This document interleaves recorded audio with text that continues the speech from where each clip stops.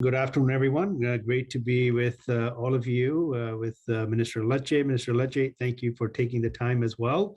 Well, it's great to see everyone once again, and I want to thank all of you first and foremost for joining us here today. As we know, this week across our province, students are headed back to schools, and with the cautious plan, of course, endorsed by the Ontario's Chief Medical Officer of Health, they are returning to safer classrooms with enhanced ventilation and additional protective measures in place.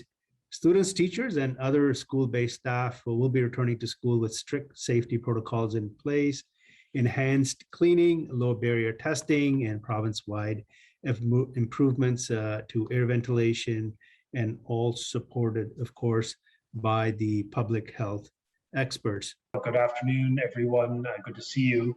I'm just very proud of Ontario students to see them back to school. We committed to you, for parents and grandparents, and to the kids themselves. We get them back in a safe environment. We have done so. The two greatest changes year over year between last September and this September, I'd argue, is first off, vaccinations. We did not have the advent of modern science producing an incredibly effective vaccine. We do this September, where 75+% of kids have a shot of the vaccine, where over 80% of the adult population is fully immunized. That is an incredible feat. We did not have it a year ago. That's going to help make our communities and, of course, our schools safer. Now, of course, I appreciate many children are ineligible for the vaccine. So what can we do for them? The idea of having the parents inoculated, having the parents vaccinated, is a critical way that the Chief Medical Officer of Health has said cocoons these kids. It helps to protect those that cannot protect themselves because of their ineligibility. The fact that we are one of the highest immunized societies in the world is amazing. The fact that 75+% of children 12 to 17 have rolled up their sleeves for a vaccine is incredible. It's one of the highest rates. It demonstrates the school-based and school-focused vaccine clinics we rolled out in the Ministry of Education, working with our colleagues in health, have been effective at voluntarily getting young people to be fully protected and get their 2 doses before September. The second big game changer year over year is our significant investment in air ventilation. We started this at the beginning of the pandemic, going back to the summer of 2020.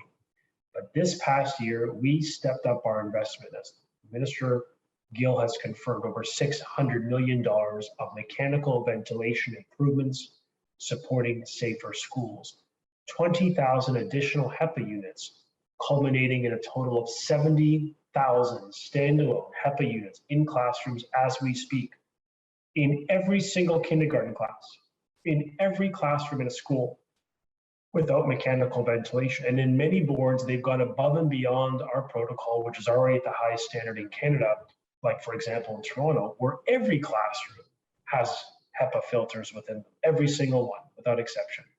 We have delivered investment. We've doubled the amount of public health nurses that are being maintained for our schools. We have take-home tests that are easier for high school kids, a new innovation trying to make their lives easier and keep them in school to reduce their absenteeism from class. And of course, we continue to maintain enhanced cleaning of our schools and the screening of the kids and staff before they enter. So vaccines, high rate of immunization for the students 12+, for the communities and the parents, and the significant upgrade in ventilation province-wide in every single school. And we're currently publicly reporting on those ventilation upgrades on your local school board website. Right now, you can look as we speak at your child's school to see what have been the improvements made for this September, to transparently communicate to you the upgrades that delivered. And finally, we are saying to staff, now that we have vaccines, you need to choose a lane.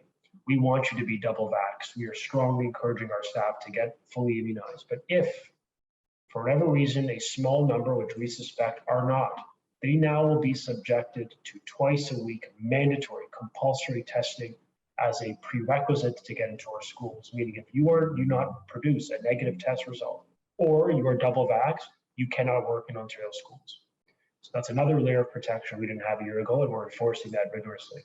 So we're continuing to work closely with Dr. Moore, with sick kids, obviously with other pediatric leaders. Dr. Moore said yesterday, Ontario has a world-class plan in place to keep schools safe. He said he believes our layers of protection, the investments in ventilation, and the supports for distancing and cleaning are going to make a massive difference in keeping our schools safe and open. So with that, I'll turn it back to you, Minister Gill, but thank you all for your interest in this. And I just would encourage everyone to roll up their sleeves for those that have waited. Please get vaccinated so that we can help protect our schools and our congregate settings that I know all of us care deeply about. Good afternoon, ministers and everyone joining us. Thank you, Shannon.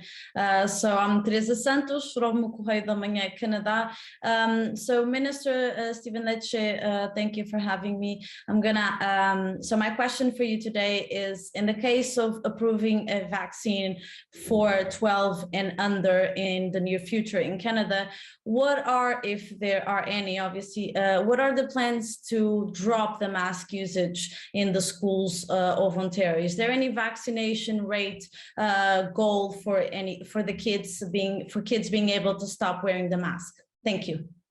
Thank you. Bom dia. Good to be with you. So first off, with respect to the goal, it's to lift our restrictions over time. We started cautious with mandatory indoor masks, with enhanced cleaning, with active screening of children before they enter a school. At the front doors, the principal asking the kids, do you have any symptoms? Does your brother or sister have any symptoms? We've stepped up that protocol to ensure that the kids get back and they stay safe. The goal and the commitment of the Chief Medical Officer of Health and myself is when the data, when we're in a better place, to start to lift restrictions, which include masking for vaccinated kids. I think we can definitely get there, where we can lift the masking requirement for a child in a high school with a 80% vaccination rate. We can do that. We're not there today with the Delta variant and the fourth wave, but our commitment is to get there over time when it is safe. And I think that gives hope to people that we really want to start to create an even more normal experience. It's a more normal September than last year. I think we can get even further by working closely with the Chief Medical Officer of Health and lifting restrictions. Now, I will say, out of the interest of transparency, if, God forbid, this fourth wave creates great challenges in Canada, we also can step up the protocols. It's not just about stepping them down. Yes, my goal is very much to step them down. We want to lift the restrictions. But if required to keep schools open, we will increase the restrictions, increase the cohorting, create more, obviously, stronger protocols if required that reduce risk but still allow kids to go to school. So we can do both, and we have a plan in place to do both. The Chief Medical Officer of Health will inform us when it is safe to do so. Now, I want to quote him, because I think he provided a very powerful quote yesterday. He said, and I quote, so schools remain a low-risk environment. I do think that the precautions that we put in place in Ontario and the investments that we've made are world-class and will reduce the risk, but not eliminate the risk. I think that's an important point. We have reduced the risk of our protocol. We've invested heavily. We've listened to the pediatric hospitals like sick kids. And obviously, part of a broader aim to reduce the risk for our kids and for the staff. He also said, and I quote, I'm confident that the school settings itself is safe. We put in many precautions. And I think that's important as well, that he noted that we're going to see activities in the school that reflect the community, the context of cases. So let's continue to screen children before they enter. Let's not send any kids or staff to a school with symptoms. Take that seriously. The rapid testing, the at-home testing, all of which is going to make life a bit easier for parents. And I will tell you, the Ministry of Health has assured us that the results for tests will get back to you quicker. We don't want to be waiting 5, 6, 7 days just to get the result of your PCR test at a local assessment center. That's not fair. That's 6 days out of work and 6 days of your child not learning.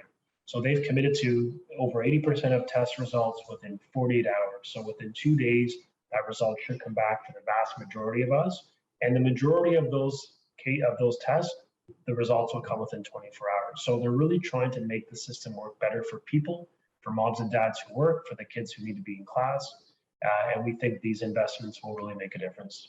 I'm wondering, is there a prognosis for having vaccinations for children 12 and under? Is that underway? Is that in any way being considered?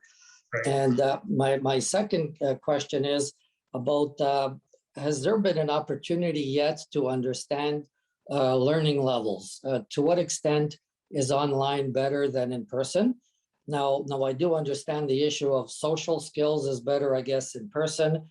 And you did mention digital skills, which is necessary for now. But just strictly on the level of learning levels, is there any analysis yet or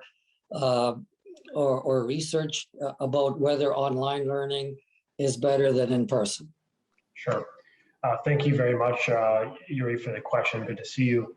I'd say with respect to the child vaccines for children under 12, in the summer, the Chief Medical Officer of Health expanded eligibility for young people aged 11, born in 2009. So that added another, roughly 40, 50,000 kids are eligible today for the vaccine. So we expanded it for 2009, children born 2009 and before. Your question is about those really under 12, the community kids that don't have any vaccines at all. So we're told that the clinical trials and approvals will should conclude towards the late fall, early winter of this year. So I think there's a scenario that, and I don't speak for Health Canada, I'm not part of the federal regulator, but it's possible that by November, December of this year, that a vaccine could be approved. Right now, it's Pfizer is completing clinical trials in Moderna for children under 12. So there could be a vaccine approved for children in elementary school as recent as this November or December. When that happens, it will trigger the government in announcing plans to expand voluntary access to the vaccine for all students. And I think we've got a pretty good game plan with these school-based vaccine clinics. They seem to work. They're on properties parents know and feel comfortable in the school gyms, in the libraries. They're often supported by the principals and administrators who the families know. We find school staff very helpful in creating comfort, especially for individuals who may not want to go to a vaccine clinic or perhaps may not really feel comfortable because of a variety of barriers, economically, language, to go speak to a healthcare practitioner. So it's been an effective model that we can scale up, and we'll have more to say about that once we get a better update from the pharmaceutical companies, and particularly Health Canada, on the potential approval of the vaccine. But just know that if it gets approved, we are ready to roll it out on a voluntary basis to children, and that would require the parental consent as well. With respect to learning online versus in class, we've been doing learning through TVO and TFO, the two agencies in the Ministry of Education, for many years. This research suggested that the difference in course outcomes is about, meaning the grades, is about 5%. So not a significant difference when it comes to performance between the in-class and the online. Definitely the social and the developmental elements our children benefit from being in class in those circumstances. What I do know, though, is that there are many kids whom I've spoken to, including as recently as 2 days ago, who said to me, please do not get rid of the online system because I feel more confident online, which may seem unusual, but there's a lot of kids who get bullied in our schools, a lot of kids who, face a lot of difficulty. And for them, this young girl said to me, it's the first time I felt safe in a classroom because I was able to participate, I was able to talk, I was able to ask my teacher questions, but I didn't have to face that sense of insecurity, which speaks about a bigger problem we've got to deal with in our schools. But I'm just saying to you, it made it clear to me that it's a choice that young people and their parents should make, not the government. I don't care who the minister is, who the teacher union president is, who the premier is. Parents should make that decision with their kids, and they know best, not us, not bureaucrats, and certainly not a union leader. So we've set up that option. We've protected it for this school year, and the data would suggest it's been effective. We've got to continue to understand how we can strengthen the professional training of our teachers to have a better impact. We've done a lot this past year, and I think it's fair to say in every region of Ontario, the online experience has gone a lot better over the past 12 months, and I'm proud of that success. But I recognize, as I was saying earlier, the necessity to keep pushing the system to do better, to enrich the lives of children, and to make that experience dynamic, because it's hard in a Zoom to really, make it fun. But these educators, I've done a million of these online classes with kids, and honestly, it's amazing. They've got videos and music and like really software that's being used to create a dynamic environment where the kids really are having fun, as much fun as I guess you could have on a Zoom versus being beside your friends. So it's a great evolution. We're going to keep pushing the system, and I'm proud of our success. But I know, and I hear you, we've got to keep moving the yardstick forward for these kids. My question is for Minister Lecce. Now, with the spread of Delta variant, even the modeling shows that there could be a significant rise in daily cases coming fall. So do you have a set date or a daily COVID-19 case threshold when you would like to review the safe return to school plan? Thank you for the question. The Chief Medical Officer of Health is constantly evaluating the data with the broader commitment to take action if he believes that there can be risk within our schools. What he said yesterday, I believe the percentage was over 86% of cases that were school cases, as the opposition likes to say, came from the community, meaning a child walked into the school with COVID. We count it as a school case, but the genesis of it wasn't the school. It was from the community, from the household, from the playground, from their neighbors' sleepover a month ago. So it's fascinating that the overwhelming percentage of cases are from the community. So we know the school system has been safe, but I recognize the Delta variant, even with a very highly immunized society, we still have to be very cautious. So my answer is every single day we're analyzing data. I work closely with the Chief Medical Officer of Health. I speak with him all the time, including as recently as yesterday. And I facilitated a call with all boards, directors, school board directors and school board chairs and trustees on Tuesday with him and hundreds of the chairs and board directors in the call to put us on the same page. And he got asked that question. What he said is, if we start to see any changes locally, local medical officers of health, in conjunction with him, the Chief Medical Officer of Health, will come up with options to strengthen the safety protocols within those schools. For example, some schools have said because the cases in their community is high, that they're going to pause for the first few weeks, for example, high contact sports, sports where the kids really, they're flesh to flesh, they're touching each other, there's a bit of contact, maybe body checking, etc. Now look, that's not my decision. I think sports are critical, but my point to you is when a medical officer of health sees a trend that they don't like, or maybe a problematic one, they have tools in their toolkit to step up the protocol, which is exactly what we're already seeing happening before us in the last few weeks. So they're working closely with the medical officer of health. We will communicate to the public if anything changes, but our intention is to keep our school system open and safe. And, the Chief Medical Officer of Health has said we have a world-class safety system that is very cautious by design, intended to minimize the disruption, maximize the safety and the learning for Ontario students. As I noted yesterday, Dr. Moore did say that the precautions in place and the investments we've made will reduce the risk, but not eliminate the risk. So we've got to remain vigilant. We've got to ensure students and staff screen before they enter. We've got to continue to encourage vaccinations for everyone eligible.